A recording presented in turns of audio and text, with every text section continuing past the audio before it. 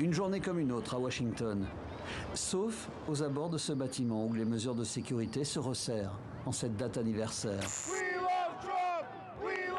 Il y a un an, l'inimaginable se produisait dans la capitale fédérale. Nous ne céderons jamais. On ne cède pas quand il y a un vol.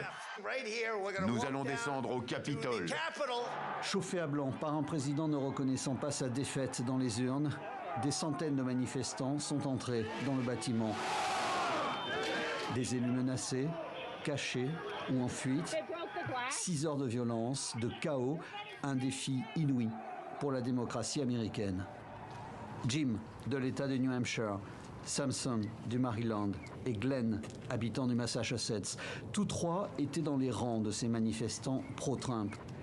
Dans les mains de Glenn, une photo de lui prenant l'assaut du Capitole, une présence totalement assumée aujourd'hui encore.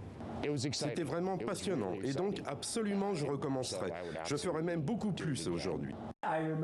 Je me souviens du sentiment d'euphorie ce jour-là, voir tout autour de nous ces gens qui enfin se sentaient concernés. Pendant longtemps, dans ce pays, on a laissé les autres tout gérer. Et finalement, on voit que les gens commencent à réagir. Sur le moment, vous ne réalisez pas que vous vivez un moment historique. Ce n'est qu'après y avoir réfléchi que l'on se dit que ça va être dans les livres d'histoire. J'en faisais partie, j'étais là.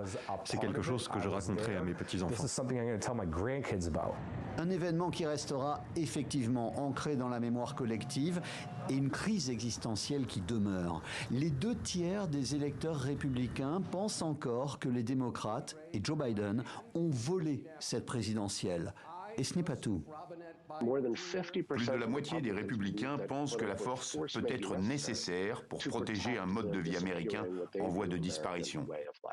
Nous assistons clairement à une augmentation du risque de violence civile aux États-Unis. Une menace sans précédent dans l'ère moderne. Une menace qui pèsera sans aucun doute sur les prochains rendez-vous électoraux, à commencer par l'élection de mi-mandat, le renouvellement, ici même au Capitole, de l'ensemble de la Chambre des représentants et 1/3 du Sénat. Ce sera en novembre prochain.